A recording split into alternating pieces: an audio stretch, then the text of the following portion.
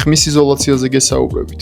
ხმაურის იზოლირებისთვის მეტი სიმყუდროვის შესაქმნელად დღეს ის არ წარმოადგენს ფუფუნების ნაწილს, გაღებული დანახარჯი ნამდვილად ცვლის თქვენს კომფორტს. იმის მიხედვით უნდა შეირჩეს ხმის საიზოლაციო მასალა თუ რა ტიპის ხმაურის შეზღუდვა გსურთ.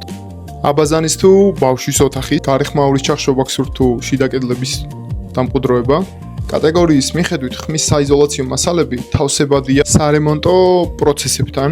კატეგორიების მიხედვით ხმის საიზოლაციო მასალა შეგვიძლია გამოვიყენოთ როგორც მშენებლობის საწყის პროცესში, ისე შუა პროცესში ან თუნდაც რემონტის განახლებისას. საიზოლაციო მასალა შეგვიძლია გამოვიყენოთ როგორც თაბაშირმოყავოსთან, იატაკზე, გამოვიყენოთ სახურავზე.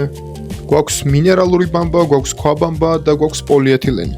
ხდება როგორც რულონური სახით, ისე ფილის სახით, შესაბამისი ეფექტებით. თუმცა როგორც აღნიშნე, ინსტალაციისას, რა თქმა უნდა, სხვაობაა მის ეფექტებში. რულონური შედარებით მარტივად გასაკეთებელია, თუმცა ეფექტურობით ფილისებრი უფრო ეფექტურია. გაითვალისწინეთ, რომ მასალა აუცილებელ შემთხვევაში უნდა იყოს ეკოლოგიურად სუფთა და ასევე ნესტის მიმართ მდგრად. იზოლაცია ასევე გულისხმობს თბოიზოლაციასაც, რაც ხმაურის დახშობასთან ერთად თბოიზოლაციის შენარჩუნებაშიც გვეხმარება. საბოლოოდ კი ეს ყველაფერი, რა თქმა უნდა, კომუნალურ ხარჯებზეც აისახება.